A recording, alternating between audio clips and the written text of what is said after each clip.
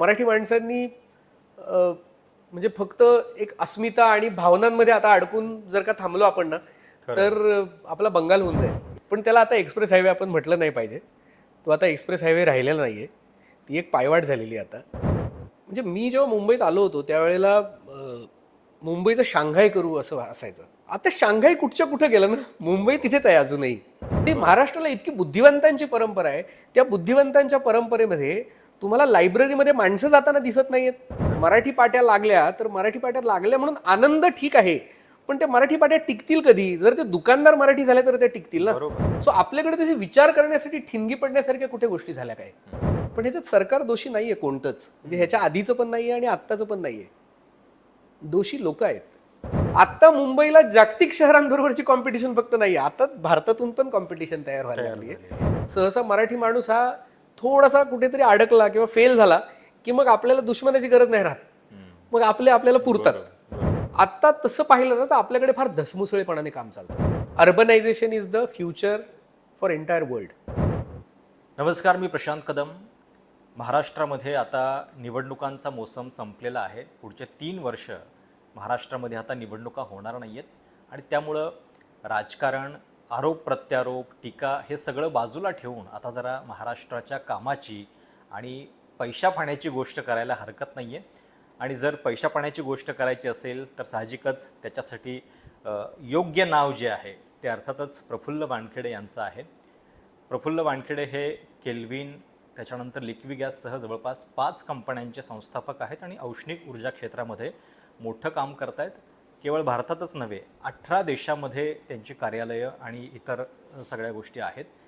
या निमित्तानं केवळ औष्णिक ऊर्जाच नव्हे तर समाजाच्या ऊर्जेसाठी जे लागतं ते सुद्धा ते अर्थातच या सगळ्यामध्ये जोपासतात. लेट्स रीड इंडिया नावाची एक चळवळ त्यांनी पुस्तक वाचनासाठी सुरू केलेली आहे आणि या अनुषंगानं आपण त्यांच्याशी चर्चा करणार आहोत. गोष्ट पैशा पाण्यांची हे त्यांचं पुस्तक जे आहे ते महाराष्ट्राच्या गावागावामध्ये पोहोचलेलं आहे आणि अतिशय सुलभ भाषेमध्ये अर्थकारणाबद्दल, आर्थिक साक्षरतेबद्दल त्यांनी लिहिलेलं आहे. हे या पुस्तकानं बरेच विक्रमसुद्धा मोडीत काढलेले आहेत. सहज गप्पा करणार आहोत आपण. मुंबई महानगरपालिकेची निवडणूक आत्ताच संपली आणि प्रत्येक निवडणूक आली की मराठी अस्मिता, मराठी माणूस मुंबईतला धोक्यात आहे वगैरे वगैरे अशा आरोळ्या खूप आपल्याला ऐकू येतात. एक उद्योजक म्हणून जेव्हा तुम्ही मुंबई शहरामध्ये आलात आणि आता निवडणुकांचं हे राजकारण बघता, मुंबईबद्दल तुमची स्वतःची स्टोरी नेमकी काय आहे? मुंबईने तुम्हाला काय शिकवलं आहे? मी खरं तर मुंबईत आलो त्यावेळेला मी खूप तरुण वयात आलो, जिथे जे एक माणसामध्ये काहीतरी करून दाखवायचं असतं आपल्याला आणि त्याच वेळेला आपल्याला कोणतरी आपलं माणूस हवं असतं. तुम्ही ज्या वेळेला तुमच्या आईवडिलांना सोडून तुम्ही दुसऱ्या वेगळ्या शहरात जाता, तुम्ही लहानपणापासून एका अत्यंत सुरक्षित वातावरणात वाढलेले असता, जिथे तुम्ही शाळा शिकता, तुमचे आई वडील तुमच्यासोबत असतात, नंतर पुढे कॉलेजला जाता, तुम्ही तुमच्याच भागातली मुलं तुमच्यासोबत असतात, त्याच्यानंतर तुम्ही एकदम तो सगळा सेफ झोन सोडता आणि तुम्ही थेट दुसरीकडे कुठेतरी जाता. तर माझ्या दृष्टीने त्यावेळेला काही वेगवेगळे ऑप्शन्स अवेलेबल होते माझ्याकडे. जसं पुणे होतं, बेंगलोर होतं, दिल्ली होतं किंवा मुंबई होतं. तर मला जो माझं म्हणून जे असं वाटलं ते मला पहिल्यांदा मुंबई हे वाटलं आणि मी ह्या सगळ्या शहरातून अगदी परदेशातही जायच्या जेव्हा संधी होत्या त्यावेळेलाही मला असं वाटलं की नाही, मी मुंबईत जायला पाहिजे. कारण जगभरातून लोक मुंबईत येतात आणि लहानपणापासून एक संस्कार रुजलेले होते की मुंबई ही आपली आहे. जे आमच्या गावाकडचे लोक किंवा आजूबाजूच्या तालुक्यातली लोक ती पण सगळी मुंबईलाच जायची आणि एक असं फिक्स डोक्यात होतं की हे एकदम स्वप्नांचं शहर आहे आणि तुम्हाला जे करायचंय ते मुंबईमध्ये फार तुम्ही इझिली करू शकता आणि तुमच्यात जर का तुम्ही व्यवस्थित कष्ट, बुद्धी आणि हे सगळं व्यवस्थित वापरलं तर तिथे काहीतरी होईल. सो मी फार विचारपूर्वक मुंबई शहराची निवड केली होती आणि मी मुंबईत आलो कारण मला उद्योग करायचा होता. आणि उद्योग करायचा असेल तुम्हाला तर मुंबईसारखं शहर नाही, हे फार लहानपणापासून असं ते मनात बसलेलं होते. किती खरं किती खोटं हे खरं तर कल्पना नव्हती त्याची मला अजिबात, पण ती एक अनामिक आतून होती हुरहुर की इथे जाऊन काहीतरी होईल आपल्याला. त्या हिशोबाने मी मुंबईत आलो. मुंबईत आल्यानंतर मात्र मला आजपर्यंत एकही दिवसात असं कधी वाटलं नाही की मुंबईत का आलो म्हणून. आणि तो निर्णय माझा अत्यंत योग्य होता हे आजही मला वाटतं. ह्याचं कारण म्हणजे इथे आल्यानंतर मला सहसा आपला संपर्क येतो, आपण बसमध्ये जातो किंवा बेस्ट बसमध्ये मुंबईमध्ये फिरणं होतं किंवा नाक्यावरच्या पोलिसांना तुम्ही काहीतरी पत्ता वगैरे विचारता. तर मला माझ्या आयुष्यात ज्या ज्या वेळेला असा कधी आधार शोधायची गरज आली त्या वेळेला मला मी कंडक्टर आणि ड्रायव्हर यांच्याबरोबर मराठीत बोललं की ते मला व्यवस्थित उत्तर द्यायची.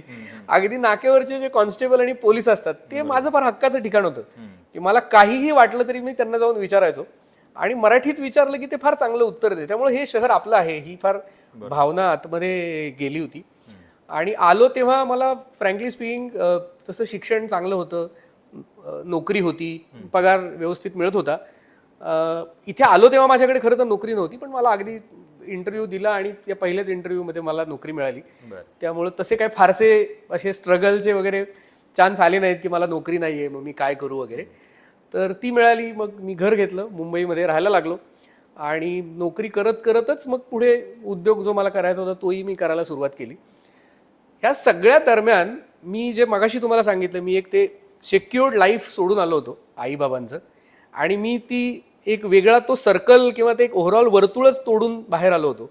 त्यामुळे माझ्यासाठी मुंबई हे घर झालं आणि माझ्यासाठी खरं खरं ती इथं माझी दुसरी आई झाल्यासारखं ते हे शहर झालं, ज्याने मला खूप जपलं, ज्याने मला खूप वाढवलं. त्यामुळे मला मुंबई म्हटलं की मला असं वाटतं की हे माझी आई आहे. आणि त्यामुळे जेव्हा मी पुस्तकही लिहिलं गोष्ट पैशा पाण्याची त्यावेळेला मी जेव्हा अर्पण करायची वेळ आली त्यावेळेला मी हे मुंबई शहराला अर्पण केलं आणि ते फार मनातून आलं होतं. सो मुंबई ही फार म्हणजे फक्त स्वप्ननगरी नाहीये, तर तुमच्यावर खूप प्रेम करते, प्रोव्हाइडेड तुम्ही मुंबईवरती प्रेम केलं पाहिजे. मग तुम्हाला हे कल्पवृक्षासारखं आहे की तुम्ही जे मागेल ते इथे मिळतं. पण आता नुकतीच निवडणूक झाली, आता मुंबईचा महापौर पण निवडला गेलेला आहे. या सगळ्यामध्ये निवडणुकीच्या काळात ज्या चर्चा झाल्या त्याच्यामध्ये मुंबईच्या प्रश्नांचं प्रतिबिंब तुम्हाला दिसलं का? किंवा इतक्या वर्षामध्ये आता मुंबई जी बदलतीये, आता मुंबईचे जे प्रश्न निर्माण झालेले आहेत त्याच्याकडे आपल्या धोरणकर्त्यांचं लक्ष आहे का? त्या दृष्टीनं मुंबईची बदललेली प्रतिमा, बदलती मुंबई तुम्हाला कशी वाटते? म्हणजे मी जेव्हा मुंबईत आलो होतो त्यावेळेला मुंबईचं शांघाय करू असं असायचं. म्हणजे तो जो विधान खूप गाजलेलं होतं मुंबईचं शांघाय करू. आणि 2001 2002 ह्या पिरियडमध्ये मुंबईचं शांघाय करू फार कॉमन होतं. आता शांघाय कुठच्या कुठं गेलं ना, मुंबई तिथेच आहे अजूनही. किंवा तुम्ही जर का पाहिलं तर बेंगलोर हे जे शहर होतं ते 95ला नंतर सगळी ही शहरीकरण व्हायला लागलं भारतात आणि त्या काळात मुंबई हे फार प्रॉमिनंट आणि फार महत्त्वाचं शहर होतं. आजही आहे ते, तेव्हा रेसमध्येच कोणी नव्हतं, त्यावेळेला रेसमध्येच कोणी नव्हतं आणि आपल्याला फार अपॉर्च्युनिटीज होत्या त्या काळापासूनच सगळ्या ओव्हरऑल. तर तेव्हा मुंबईला शांघाई करू वगैरे चालायचं किंवा मग कॅलिफोर्निया किंवा सिलिकॉन व्हॅली आणि मग त्याच्यात अशा जागतिक न्यूयॉर्क, लंडन, सिंगापूर अशा शहरांबरोबर किंवा शांघाय बरोबर मुंबईची तुलना आपण करू शकत होतो. पण आता तुम्ही जर पाहिलं तर भारतामध्ये आपली कॉम्पिटिशन ही आता बेंगलोर बरोबर आहे इनडायरेक्टली, कारण बेंगलोर हे स्टार्टअपचं कॅपिटल झालेलं आहे. जर तुम्ही स्टार्टअप्स घेतल्यात इलेक्ट्रॉनिक्स किंवा सॉफ्टवेअर मधल्या तर ते सर्वाधिक बंगलोरमध्ये असतात. किंवा तुम्ही दिल्ली घेतलं तर दिल्लीमध्ये आज फार चांगल्या पद्धतीने सुधारणा चालू आहेत. सेम वे तुम्ही चेन्नई घेतलं तर चेन्नई आता ऑटोमोबाईल हब आणि डिझाईन सेंटर झालेलं आहे जगाचं. म्हणजे मी फक्त भारताचं म्हणत नाहीये, तर ते जागतिक स्तरावरती जात आहेत किंवा आताच्या पद्धतीने बाकीची राज्य. सो आता मुंबईला जागतिक शहरांबरोबरची कॉम्पिटिशन फक्त नाही, आता भारतातून पण कॉम्पिटिशन तयार व्हायला लागली आहे, विच इज जे खूप वेगळी गोष्ट आहे, ती आपण ऍक्सेप्ट केली पाहिजे. मुंबईमध्ये चांगल्या गोष्टी झाल्या का? तर मुंबईमध्ये खरंच चांगल्या गोष्टी झाल्या. म्हणजे इन्फ्रास्ट्रक्चरच्या बाबतीत जर का तुम्ही म्हणालात तर आता मेट्रो असेल किंवा ब्रिजेस असतील किंवा वाहतुकीच्या, पण ही सतत वाढतं शहर आहे आणि हळूहळू मुंबई शहर हे MMR मध्ये कन्वर्ट झालं आता. सो आत्ताची चॅलेंजेस पूर्ण वेगळी झालीत. तुम्ही जर का मला विचाराल की महाराष्ट्राच्या दृष्टीने किंवा मराठी माणसाच्या दृष्टीने इथे काय झालं का, तर मला असं वाटतं की तसं काय फारसं झालं नाही. आणि जे व्हायला पाहिजे होतं ते असं होतं की मराठी माणूस म्हणून ज्या वेळेला आपण बघू तर मराठी माणसाचे मग किती उद्योग इथे सुरू झाले. इथे जर का भारतात ते सर्वात जास्त बिलियनियर्स इथे राहतात तर त्याच्यात किती मराठी माणसं बिलियनियर म्हणून आहेत. बरोबर. किंवा मराठी इकोसिस्टम मध्ये फक्त घर हा राहण्याचा मुद्दा नाहीये ना, म्हणजे घर हा एक फार महत्वाचा मुद्दा आहे की तुम्हाला असलं पाहिजे म्हणून, पण घराच्या शिवाय तुमचे उद्योगधंदे किती आहेत इथे मराठी शहरावरचा तुमचा आवाज जो आहे तो फक्त भावनेतून नाही ना चालत, तुमची आर्थिक ताकद पाहिजे ना. म्हणजे मराठी पाट्या लागल्या तर मराठी पाट्या लागल्या म्हणून आनंद ठीक आहे, पण त्या मराठी पाट्या टिकतील कधी? जर ते दुकानदार मराठी झाले तर त्या टिकतील ना. बरोबर. मग दुकानदार मराठी व्हावे म्हणून काय झालं, तर ते तसं काही फारसं झालं नाही. म्हणजे आज MIDC तुम्ही बघितली तर MIDC मधून किती मराठी माणसांना इथे काहीतरी प्लॉट देण्यासाठी म्हणून अशा वेगळ्या सुविधा असतील, खरं. त्यांच्यासाठी सिंगल विंडो कॉन्टॅक्ट किंवा सिंगल विंडो फॅसिलिटीज वगैरे देतात. तर त्याच्यात खरं किती लोकांना तिथून प्लॉट्स दिले जात आहेत म्हणून, आणि किती मराठी लोकांनी उद्योजक म्हणून त्याच्यातून पुढे आलेत. ह्या मुंबईमध्ये बाहेरच्या आपल्या जे सगळे जिल्हे आहेत तिथून वेगवेगळ्या ठिकाणावरनं लोक यावीत म्हणून कुठे काय प्रयत्न झालेत? काय प्रॉब्लेम आहे मुंबईमध्ये प्रत्येक जिल्ह्याचं एक भवन असायला? एक्झॅक्टली. म्हणजे आता तुम्ही पहा, पूर्वीच्या काळी म्हणजे मी जेव्हा इथे आलो त्यावेळेला पश्चिम महाराष्ट्र आणि अनेक महाराष्ट्रातल्या कोकणातल्या वगैरे अनेक लोक गावागावांच्या खोल्या होत्या. म्हणजे परेलला होत्या, वरळीला होत्या, करी रोडला होत्या, कुर्ल्याला होत्या, आणि या प्रत्येक गावाच्या खोल्या असायच्या. आणि त्या गावातून लोक इथे यायची. ती कामाला यायला राहायचं कुठे हा प्रश्न नव्हता त्यांना. आता मला तुम्ही सांगा, इथे आल्यानंतर ती लोक राहणार कुठे? तर आता त्या खोल्या सगळ्या संपल्या.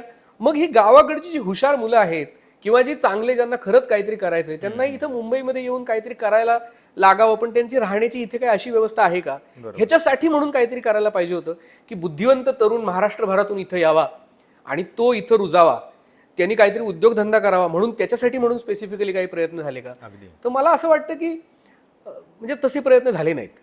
किंवा तुम्ही भाषा रुजावी, भाषा वाढावी ह्याच्यासाठी म्हणून पण मला असं वाटतं की फक्त नोकऱ्या मिळणं हे फक्त ध्येय असणं हे मला तेवढं अभिप्रेत नाही. आणि सरकारी नोकऱ्या किती जरी तुम्ही म्हणालात तरी पण आता त्या श्रिंक होत चाललेत तेवढ्या. त्यामुळे आता जे काही अपॉर्च्युनिटी आहेत ते टेक्नॉलॉजीमध्ये आहेत. मग टेक्नॉलॉजीसाठी म्हणून अशी काही भव्य दिव्य अशी जशी लहानपणी आपल्या शाळांमधून विज्ञान प्रदर्शन व्हायची, तशी काही टेक्नॉलॉजीची म्हणून मुंबई ही जर का आर्थिक राजधानी आहे तर त्याची काहीतरी कंपन्यांची, फायनान्स कंपन्यांची काही चांगली एक्झिबिशन किंवा विज्ञानाच्या रिलेटेड काही एक्झिबिशन्स, किंवा मुंबईमध्ये जसं 2000 मला वाटतं 16-17ला एक मॅग्नेटिक महाराष्ट्र म्हणून एक कॉन्क्लेव्ह झाली होती इथे. फार अप्रतिम कॉन्क्लेव्ह होती. म्हणजे मागच्या पाव शतकातलं जर का तुम्ही विचारलात तर मला उद्योगाच्या दृष्टीने महाराष्ट्रात काय झालं होतं विचारलं तर मी म्हणेन ती मॅग्नेटिक महाराष्ट्र ही जी संकल्पना होती ती उत्कृष्ट संकल्पना होती. ती खरं पुढे जायला पाहिजे होती. पण तशी पुढे काय झालं का त्याच्यातून? तर ते कदाचित एखाद वर्ष झालं त्याच्यानंतर, पुढे त्याच्यानंतर काही झालं नाही.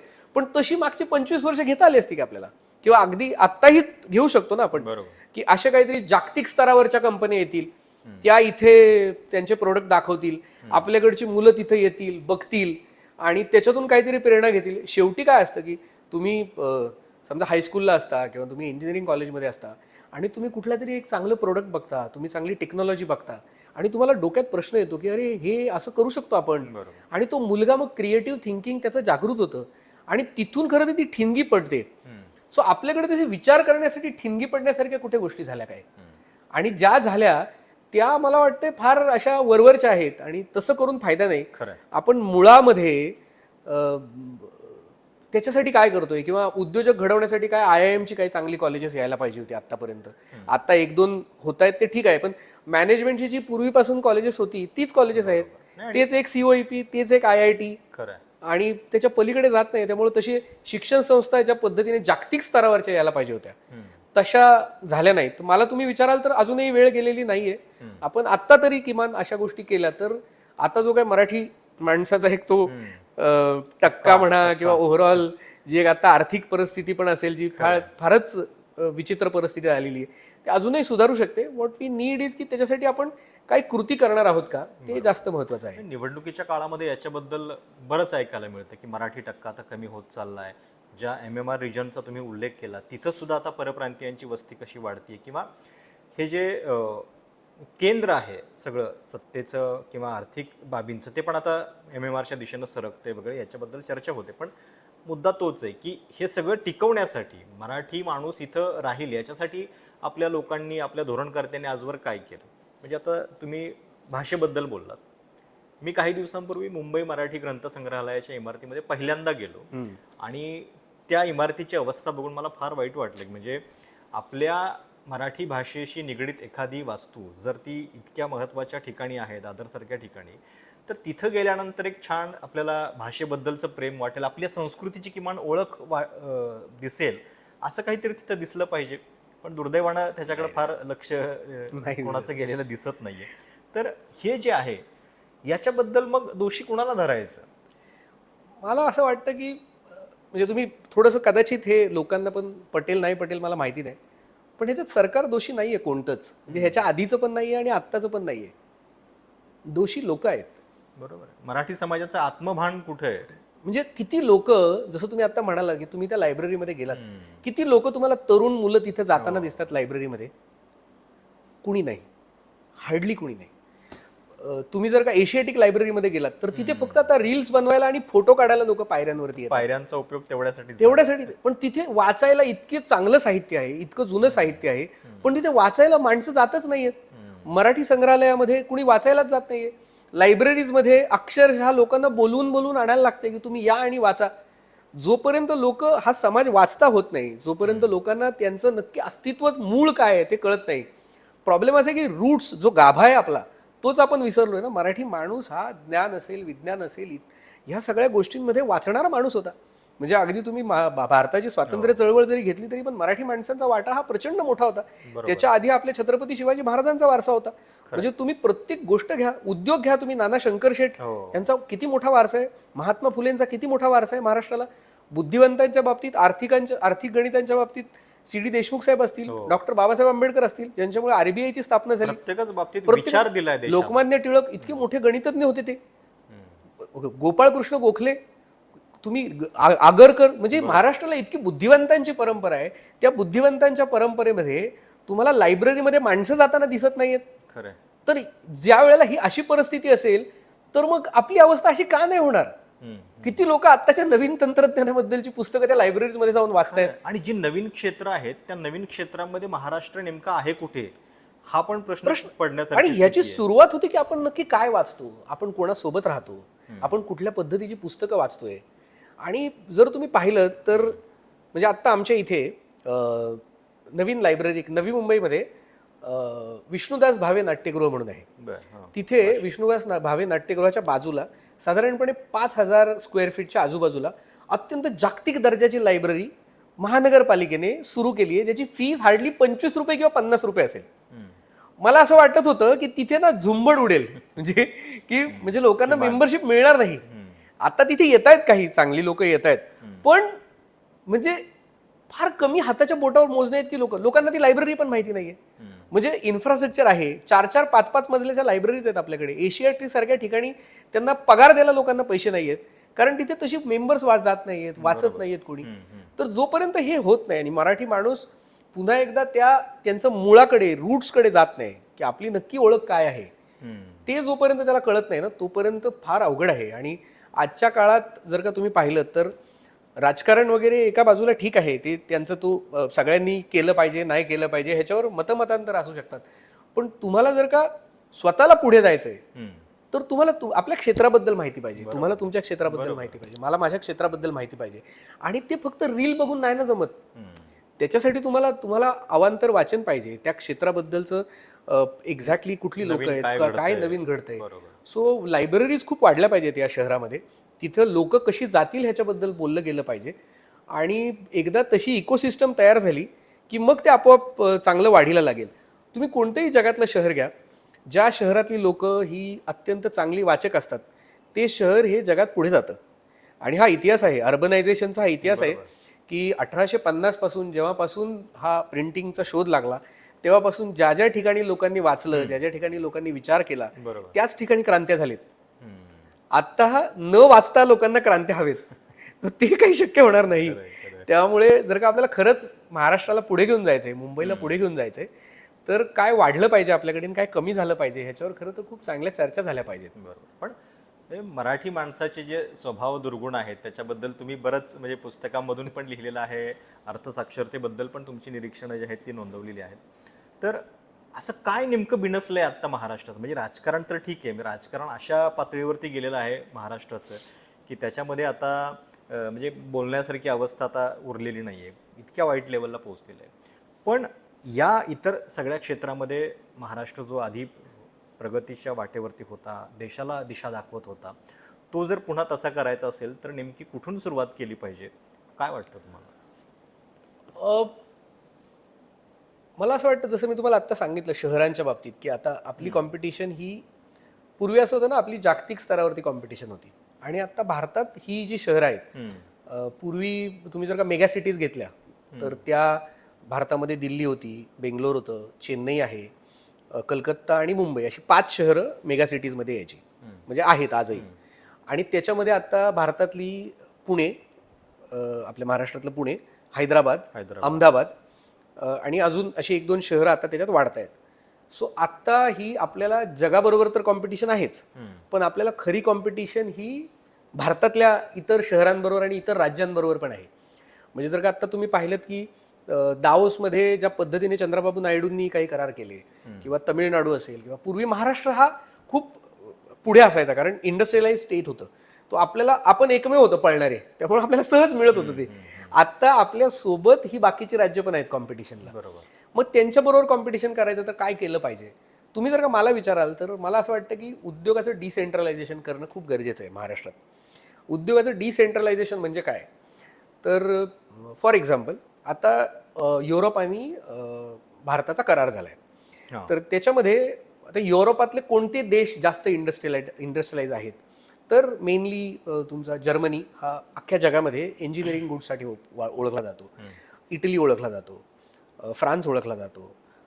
त्याच्यानंतर अजून काही युरोपमधले देश आहेत, पण प्रॉमिनंटली हे देशातून आपल्याला फार जास्त चांगले संबंध आहेत आपले. ओके. तुम्हाला नवल वाटेल पण महाराष्ट्र आणि जर्मनी यांच्यात एक वेगळं नातं आहे जे आपण डेव्हलप करायला पाहिजे. बरं, युरोपामध्ये जर्मनी सोबत वेगळं. तुम्ही जर का पुण्यात गेलात तर पुण्यामध्ये तुम्हाला जर्मन अनेक कंपन्या दिसतील आणि तुम्ही जर्मनीतल्या स्टुटगार्ड किंवा दुसऱ्या काही महत्वाच्या शहरांमध्ये गेलात तर तुम्हाला तिथं अनेक महाराष्ट्रीयन लोक भेटतील. तेही पुणे आणि आपल्या ह्या पश्चिम महाराष्ट्र आणि विदर्भ कोकणातली लोक तुम्हाला जर्मनीत दिसतील.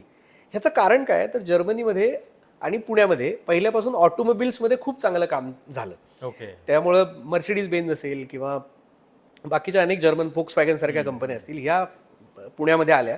त्याच्यासोबत त्यांचे व्हेंडर्सही आले आणि मग इकडची लोक तिकडे, तिकडची लोक इकडे, हे गेली कित्येक वर्ष सुरू आहे. म्हणजे तिथं अनेक मराठी लोक जर्मन बोलतात व्यवस्थित जर्मनीमध्ये आणि इकडेही तुम्हाला खूप कंपन्या दिसतील. तर आपण असं एक ना क्लस्टर बनवलं पाहिजे असं मला वाटतं. तसंच आता तुम्ही तळेगाव सारख्या ठिकाणी गेलात तर तिथे हुंदाईची कंपनी आली आहे. तुम्ही बिलीव्ह नाही करणार तळेगावमध्ये 7 कोरियन रेस्टॉरंट आलेत आता बरं. आणि तुम्हाला ती लहान लहान मुलं त्यांच्या फॅमिलीज त्या तुम्हाला तळेगावात दिसतील आता. तर आता आपण अशा पद्धतीनं कामं केली पाहिजेत की कसं काय आपला देश, आपला तो भाग आणि तो देश असा तो एकत्र येऊन काम करेल. कारण हे देश तसे आपल्या राज्याच्याच जवळपास क्षेत्रफळा इतके किंवा लोकसंख्ये इतके असतात. तर त्याच्यात आपल्याला खूप अपॉर्च्युनिटीज आहेत तसं करायला.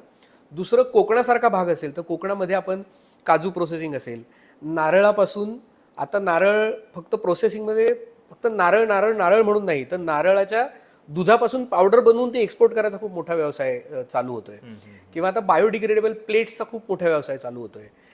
किंवा दूध ह्याचं तुमचे आंब्याचे पल्प आणि आंब्याचे लॉंग टर्म चालणारे उत्पादनांचा फणसाचा प्रोसेसिंगचा प्रोजेक्ट असतील किंवा फिश प्रोसेसिंग इंडस्ट्री फार मोठ्या प्रमाणावरती महाराष्ट्राच्या कोकण किनारपट्टीवरती येऊ शकते.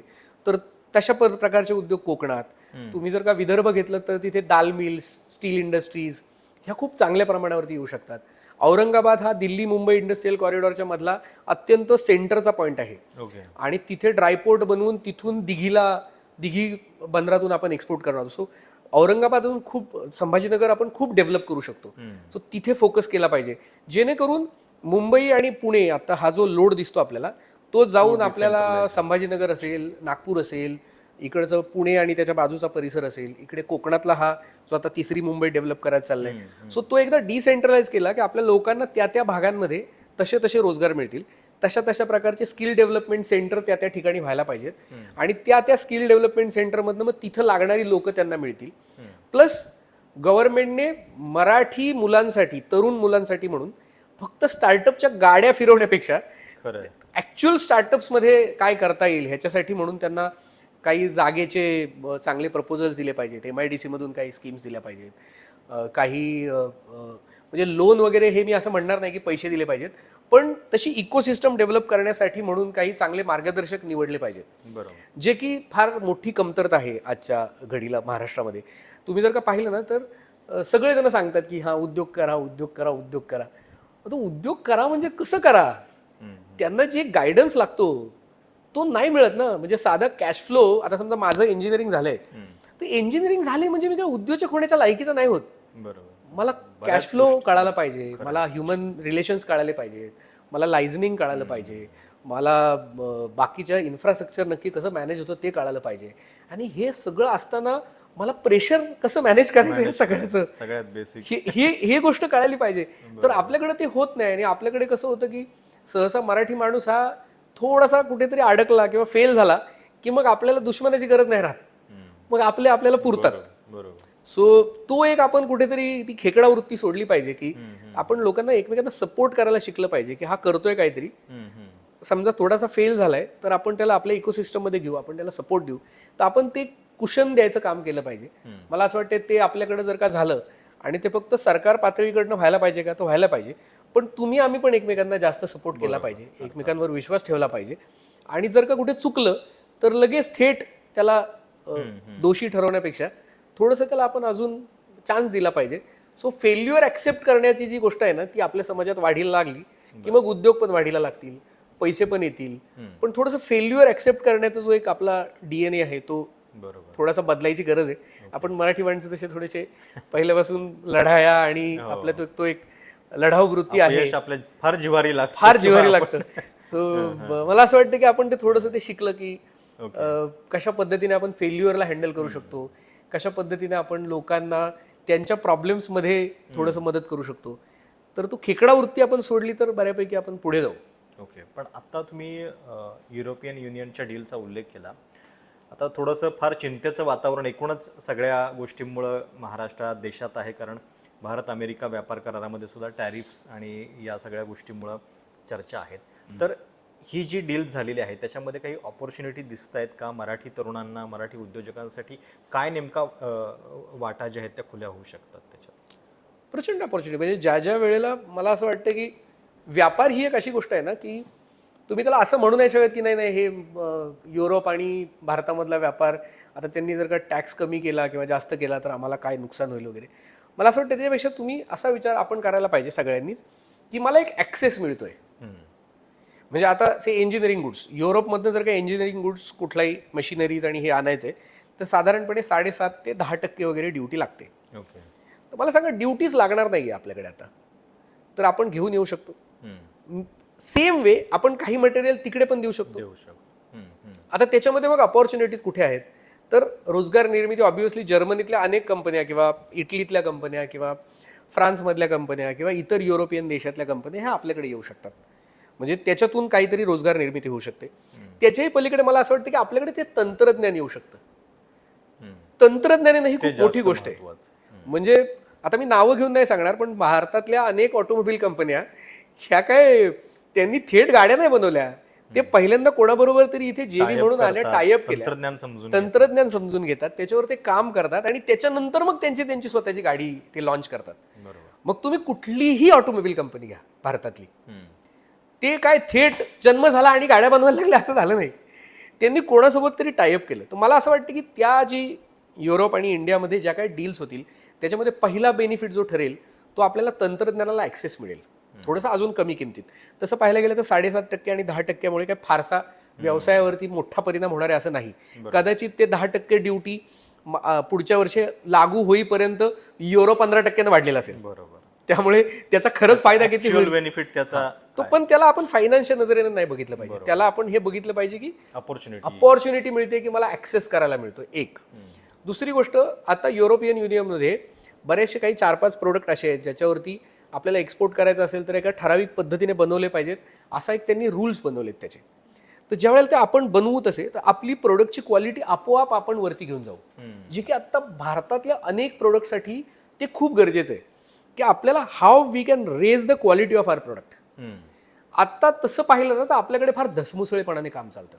Let it be food industry, let it be engineering industry किंवा बाकी कुठल्याही बाबतीत त्याच्या फारशा प्रोसेस आपण फॉलो नाही करत. तर ज्या वेळेला ती अपॉर्च्युनिटी येईल आणि आपल्याला दिसतंय की अरे हां इथे 4 पैसे जास्त मिळणार आहेत, त्यावेळेला माणूसही ती प्रोसेस फॉलो करायला लागेल.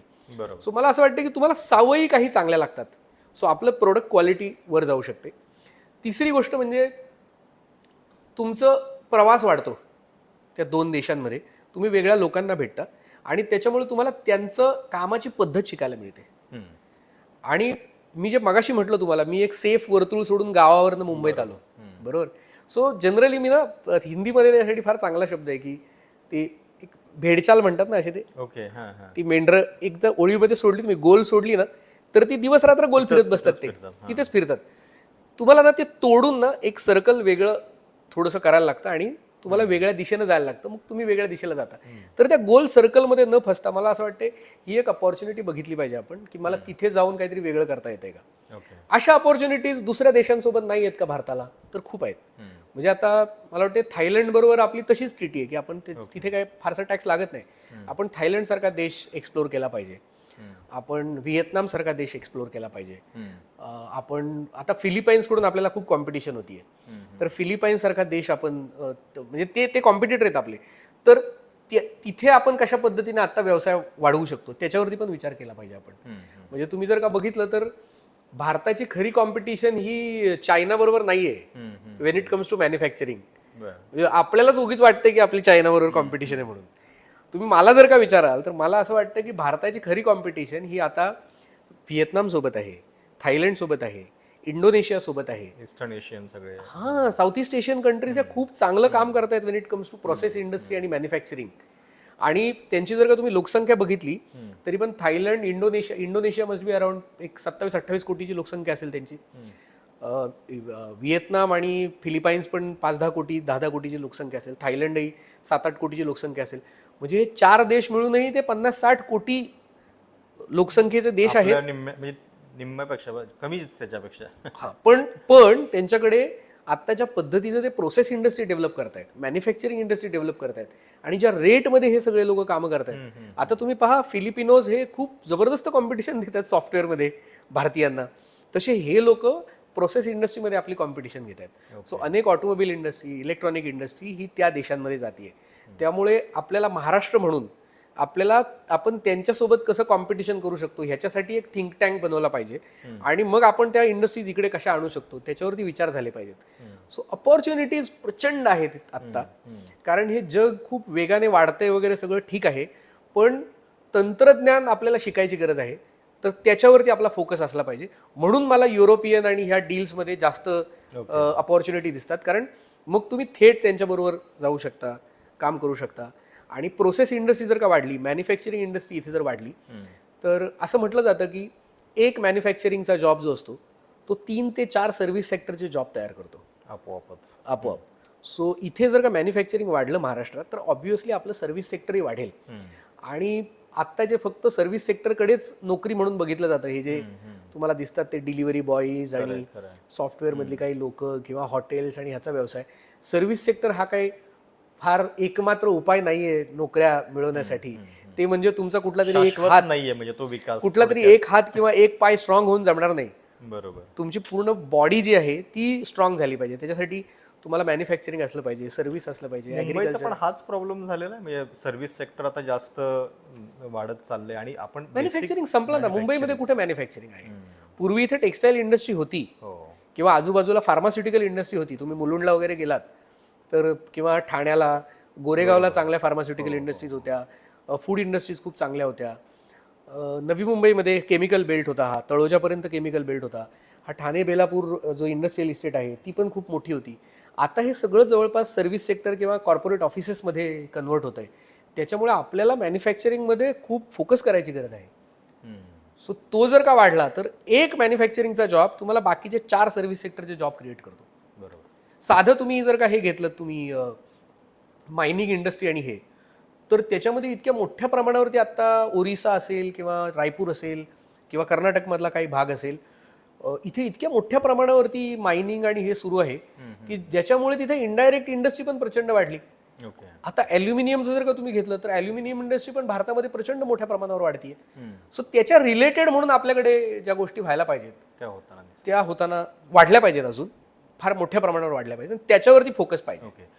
मुलाखतीच्या शेवटाकडे थोडेसे 1-2 मुद्दे.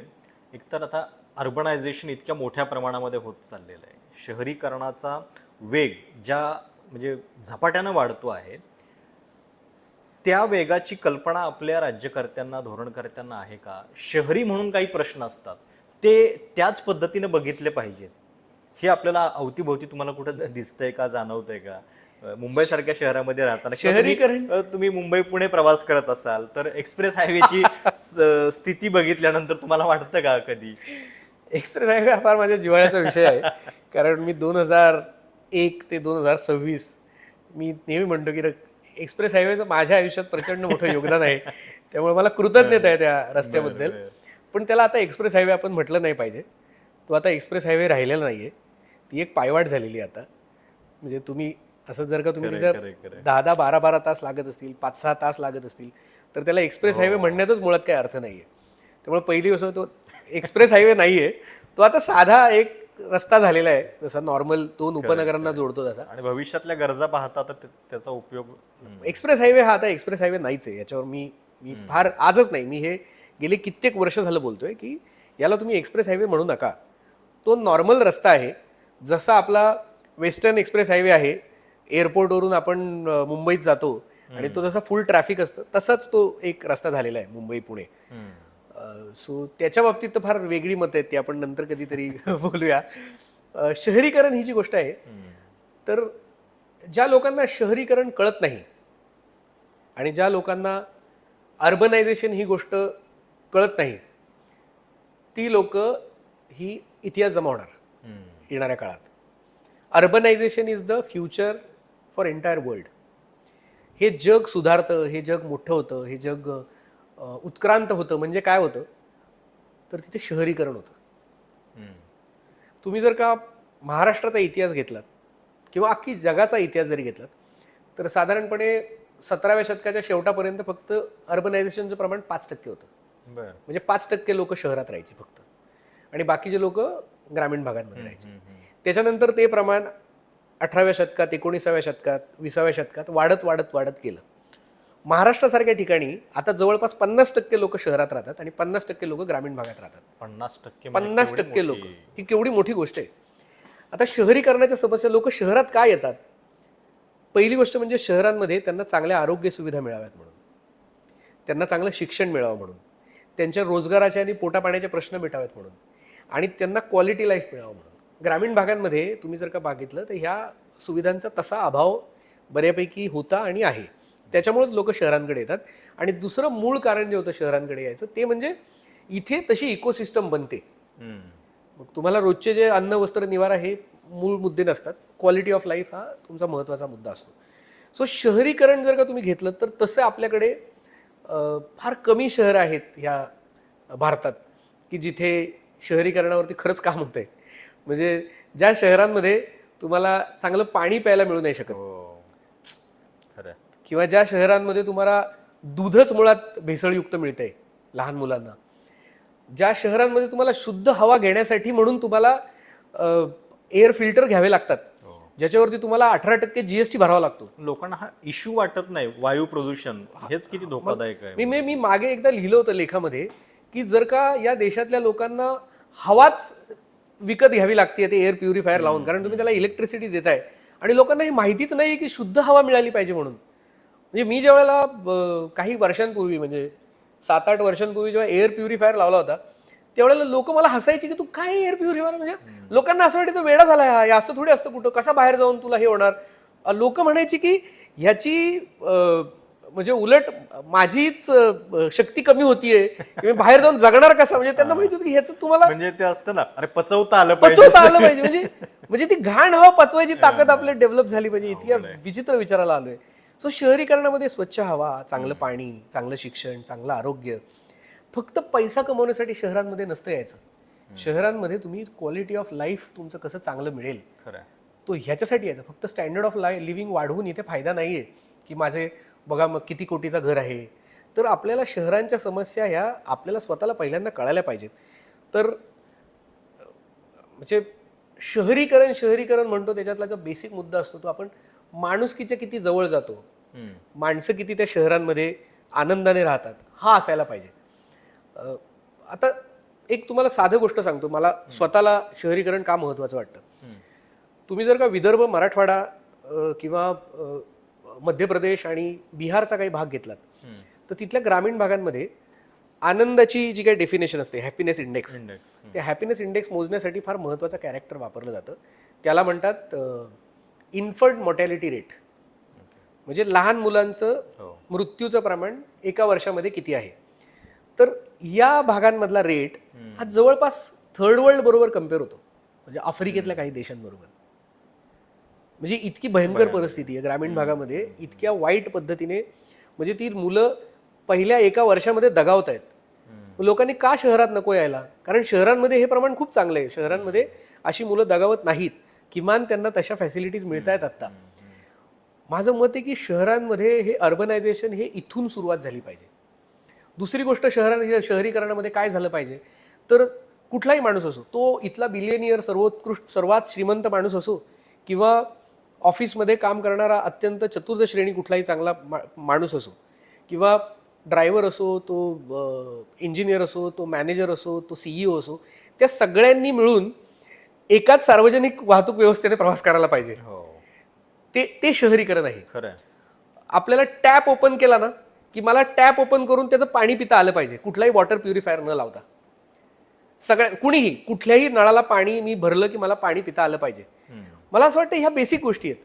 आणि माझी मुलगी किंवा माझा मुलगा आणि दुसरे कुणाचाही मुलगा मुलगी हे कुठलेही एकाच सरकारी शाळेत जायला पाहिजे. सरकारी शाळा किती मोठा हा तर प्रश्न बनला आजकाल. तर शहरीकरण म्हणजे काय, तर सगळ्यांना एका पातळीवर आणणं आणि त्यांचं क्वालिटी ऑफ लाईफ वाढवणं.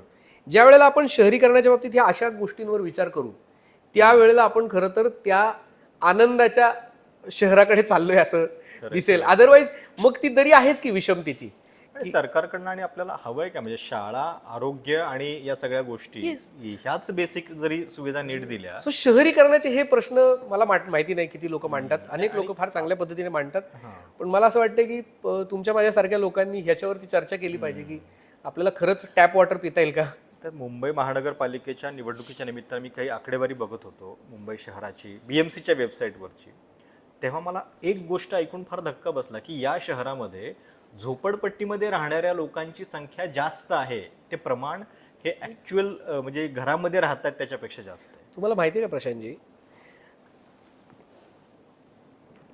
झोपडपट्ट्या ह्या फक्त आणि फक्त स्टॉप गॅप अरेंजमेंट्स आहेत. इथल्या झोपडपट्ट्या स्टॉप गॅप अरेंजमेंट आहेत. त्या झोपडपट्ट्यांमधली मुलं ही 10वी नंतर जवळपास शिक्षण घेणं बंद करतात. ग्रॅज्युएट होण्याचं प्रमाण हे अत्यंत कमी आहे. आणि त्याच्याही पेक्षा पुढे जाऊन तिथं वाचन असेल, तिथे ओव्हरऑल काहीतरी एक ह्युमन डेव्हलपमेंट इंडेक्स नावाचा प्रकार असेल, हा जवळपास नाहीच आहे. बरं, तिथून लोक शिकली की त्यांना चांगली नोकरी लागली की त्यांचं पहिलं आयुष्यातलं गोल असतं की ते झोपडपट्टीनं बाहेर जातात आणि दुसरीकडे फ्लॅट घेतात आणि ते चांगल्या ठिकाणी जाऊन राहतात. ते पुन्हा तिकडे फिरकत नाहीत, मग तिथे दुसरा कोणतरी येतो. बरोबर. सो जोपर्यंत ना ही स्टॉप गॅप अरेंजमेंट म्हणूनच वापरली जाते ना, तोपर्यंत तिथं काय होणार नाही. तिथे एक बेसिक माणुसकीच्या दृष्टिकोनातून जे आपण त्यांना बघितलं पाहिजे की आपण तिथून त्यांना अपलिफ्टमेंट कसं खरं करू शकतो. झोपडपट्टीसारख्या ठिकाणी आपण लायब्ररीज उभारू शकतो का, त्यांना आपण आजही शिक्षणाचं महत्त्व सांगू शकतो का, स्वच्छतेचं महत्त्व सांगू शकतो का, आपण त्यांना कशा पद्धतीने मेनस्ट्रीममध्ये आणण्यासाठी प्रयत्न करणार आहोत का, अशी करणाऱ्या संस्थांची खरं तर वाढ झाली पाहिजे. आणि तुम्ही जसं म्हणताय तसं ती लोक एवढी सगळी झोपडपट्ट्यांमध्ये राहत आहेत, पण ती पण तुमच्या माझ्यासारखी माणसंच आहेत ना. अगदी. मग आपण त्यांच्यासाठी म्हणून काय करणार आहोत. सो हा फक्त मध्यमवर्ग आणि त्याच्या उच्च मध्यमवर्गीयासाठीचं शहरं नसतात. शहरं खरी ह्यांच्यासाठी असतात, कारण त्यांना कुठेतरी त्यांच्या इथून दुष्काळ पडलेला असतो, त्यांच्या इथून त्यांना काहीतरी जातीभेदाचा सामना करावा लागलेला असतो, त्यांच्या इथे त्यांना कोणीतरी त्यांच्या आई वडील गेलेले असतात, ती अनाथ असतात, मग ती म्हणून कुठेतरी इथे शोधात आलेली असतात. खरी जर का माणुसकी जपायची असेल ना, तर मला असं वाटतं आपण त्या लोकांमध्ये त्यांचं लाईफ अपब्रिंगिंग करायचं खरं तर सरकार आणि सगळ्या माध्यमांचं आणि ओव्हरऑल लोकांचं काम असायला हवं की ते आपल्या सोबत कसे येतील. जेव्हा ते तयार होईल त्यावेळेला कुठेतरी ते स्वातंत्र्य, समता, बंधुता आणि हे जे आपण म्हणतो त्या कुठेतरी आपण त्याच्यात जवळपास जाऊ. अदरवाईज ते आणि आपण असं करत बसलो तर मग काय खरं नाही. खरं म्हणजे मुंबईची जी आपली कल्पना असते की मायानगरी किंवा सगळ्या फिल्म सिताऱ्यांची नगरी इथं आहे, पण हे चित्र आपल्याला पटकन असं ते रिलेट होत नाही की झोपडपट्टीत राहणारे लोक आहेत की त्यांच्या श्रमाचा वापर या सगळ्या इकॉनॉमीमध्ये इतक्या मोठ्या प्रमाणामध्ये होत असतो. शेवटचा प्रश्न, जी आपण सुरुवात केली होती मुलाखतीच्या इंट्रोडक्शनमध्ये, की आता 3 वर्ष पुढे निवडणुकाच होणार नाही आहेत, तर त्या दृष्टीनं पुढच्या 3 वर्षामध्ये मराठी माणसानं, मराठी तरुणानं आता ही कामधंद्याची किंवा पैशा पाण्याची गोष्ट करण्यासाठी तुम्ही काय सांगाल? 2-3 गोष्टी ज्या मी आत्ताच्या मुलाखतीत पण सांगितल्या होत्या. एक तर ते जे गोलगोल फिरतो ना आपण, ती भेडचाल ती सोडली पाहिजे. थोडासा नवा रस्ता घेतला पाहिजे आपण.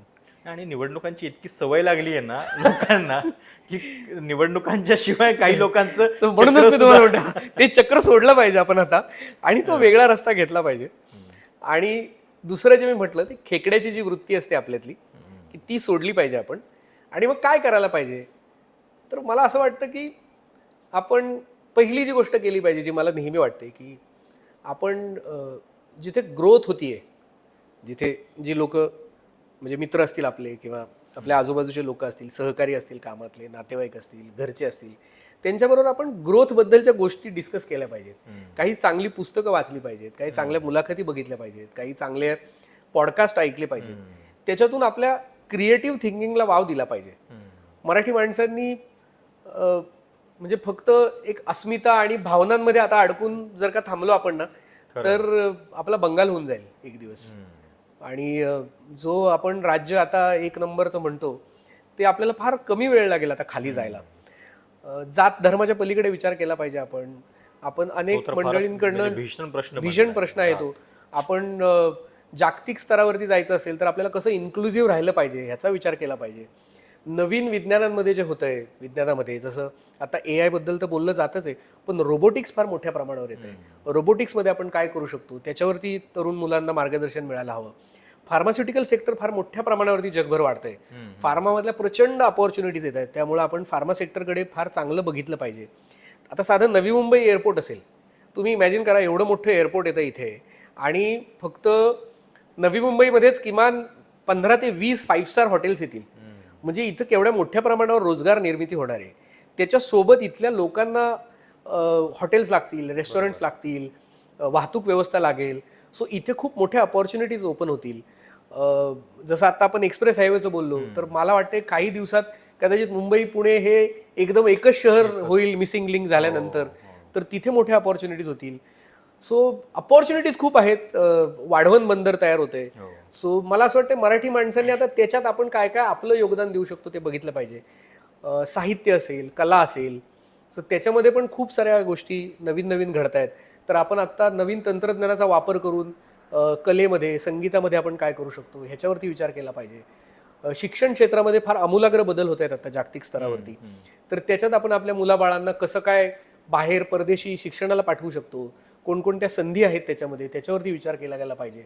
शिक्षणामध्ये पण हल्ली तोचपणा फार आलाय की म्हणजे इंजिनिअरिंग करायचं, MBA करायचं आणि मग सरधोपट मार्ग, सळधोपट. तो मला वाटते आत्ता मराठी माणसाने तो जो मार्ग आहे ना तो सोडला पाहिजे. कुठेतरी एक आपण चॅलेंज घेतलं पाहिजे आणि थोडी रिस्क घेतली पाहिजे. आपण कॅल्क्युलेटेड रिस्क घेतली पाहिजे. पण आता नाही रिस्क घेतली आपण आणि अजूनही जर का आपण तसेच थंड पडलो तर मग मात्र आपण अश्मयुगाकडे फार जोरात जाऊ आणि आपला अंत मग ठरलेला आहे.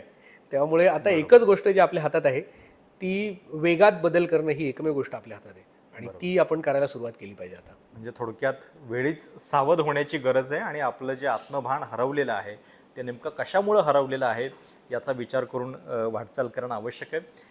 आता निवडणुकांचा सगळा प्रचार जो आहे तो थांबलेला आहे, निवडणुका संपलेल्या आहेत आणि या निमित्तानं मग महाराष्ट्राची पुढची वाटचाल नेमकी कशी असली पाहिजे, आपल्या अवतीभोवती जे दिसतंय त्याच्यामध्ये नेमकं काय हरवलेलं आहे या सगळ्याची चर्चा आपण प्रफुल्ल वानखेडे सरांसोबत केली.